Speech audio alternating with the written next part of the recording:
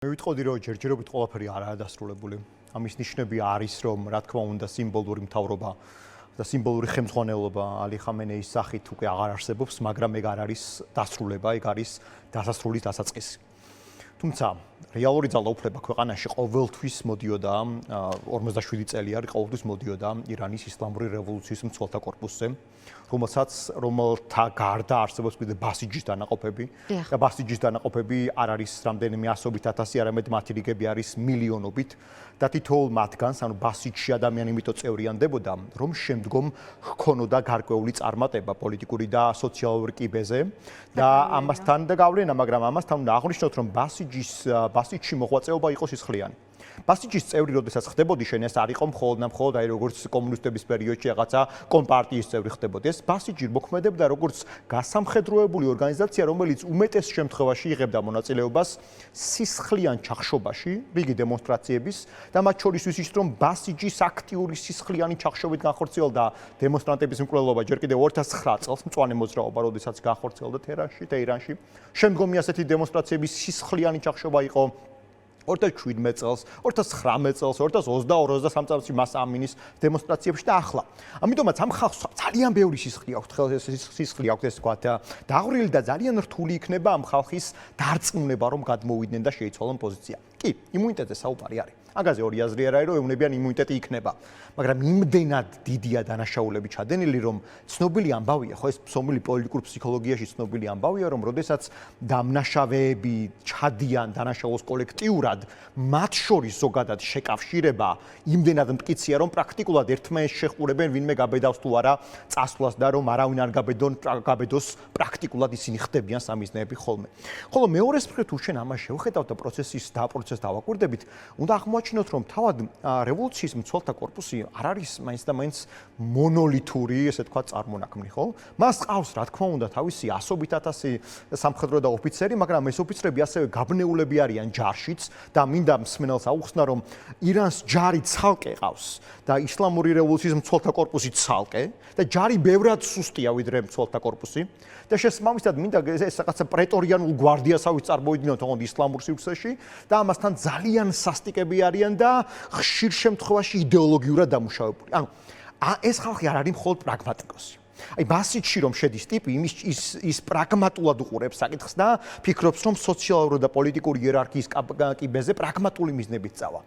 ირანის ისლამური რევოლუციის მცველთა კორპუსში ფანატიკოსები არიან, რომელთაც ერთის მხრივ შესასტიკი ამოძრავებთ და მეორეს მხრივ ეს მზაობა და ეს რწმენა ამ იდეოლოგიის, რომელიც როჰულა ხომეინიმ შემოიტანა. მაგრამ მოდი ესეც გავაკეთოთ, ეს ტერმინი, ეს პატარა ესეთი ცნობიერის დონეზე გავმარტოთ, რომ ზოგადად ბასიჯის წინამორბედი ესეთი ორგანიზაციები და ჯერ კიდევ ისლამურ რევოლუციამდე იყო ძალიან სასტიკი ესეთი მოძრაობები, მათ შორის ფედაინ-ე-ისლამ ეს იყო ორგანიზაცია, რომელიც ღია ტერორიზმს ეწეოდა და მათ პრემიერ-მინისტრები ყავთ მოკლული. მათ ხოდაშორის 1965 წელს ერთ-ერთი უკიდურესად ლიბერალი პრემიერის კი მოკლეს, რომელიც ლიბერალი იყო რა გაგებით, იცით? რომ ემხრობოდა თავად ხომეინის, გაქცეული ხომეინის ქვეყანაში დაბრუნებას, მაგრამ ჯერ კიდევ არა, საუბარი არ მაქვს ისლამურ რევოლუციაზე. ისლამურ რევოლუციამდე პერიოდში, ანუ თქვენ განმარტეთ, რომ შაჰი ტირანი იყო, გეტყვით, რომ შაჰის პერიოდშიც კი არსებული ყველაზე ლიბერალური ფრთა, რომელიც შაჰის პერიოდში არსებობდა, მათი მკვლელობები აქვს ჩადენილი ფედაინ-ე-ისლამს, რომელიც ღიად ხომეინის სურათს ატარებდნენ ეს მკვლელები, ხო, რომლებიც კლავდნენ პირდაპირ პოლიტიკოსებს. და მინდა შეგახსენოთ, რომ ეს ისლამური რევოლუცია ჰაერიდან არ ჩამოვარდნილა. ცნობილი ამბავია, რომ 1963 წლებში დაიწყო ეგრეთ წოდებული თეთრი რევოლუცია. ეს იყო შაჰის მცდელობა, რომ ქვეყანა ყოფილიყო უფრო გახსნილი, სეკულარული, უფრო მეტად დაახლოებული დასავლეთთან. ამის საპირის და რასკულ ქალებისთვის ხმის უფლება მიენიჭებინათ. გლეხებს მიწა ჰქონდათ, რომ ეს მიწები იყო უშუალოდ აიათოლების ხელში, რელიგიური ლიდერების ხელში და ამის წინააღმდეგ წავიდნენ.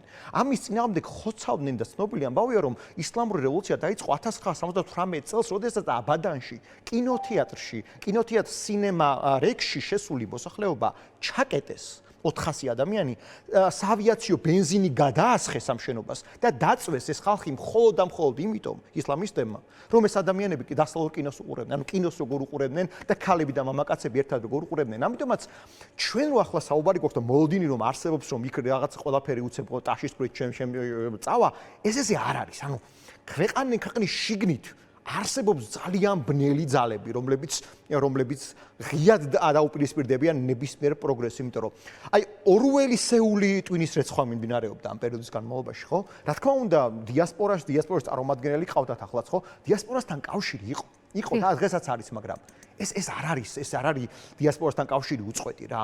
რეალურად ჩვენ შევხედოთ ამ სურათს ცოტა სხვანაირად.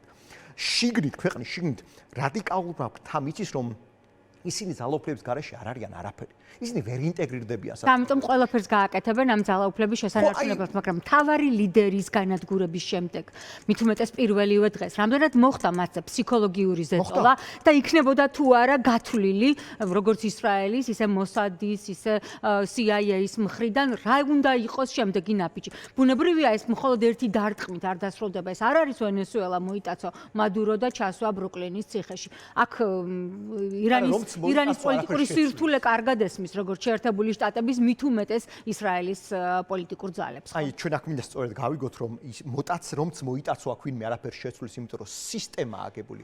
47 წელი რომ სისტემა მუშაობს და სისტემა დგას სისხლზე და ყლაზე, ძალიან რთულია ამ სისტემის დანგრევა ვიღაცის მოტაცებით, რომც მოიტაცო.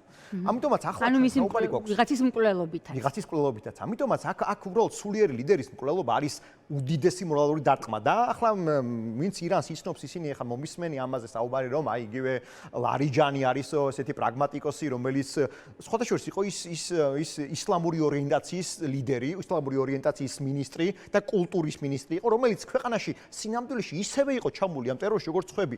ანუ ლარიჯანი პრაგმატიკოსი და ლარიჯანი პროგრესული ტყუილი ამბავია. ლარიჯანი უბრალოდ იმიტომ აღმოჩნდა ცოტა უფრო მეტად, ესე ვთქვათ, პრაგმატიკოსების წყალებში სივრცეში, რომ უბრალოდ აიათოლა ხამეინი მოიშორა.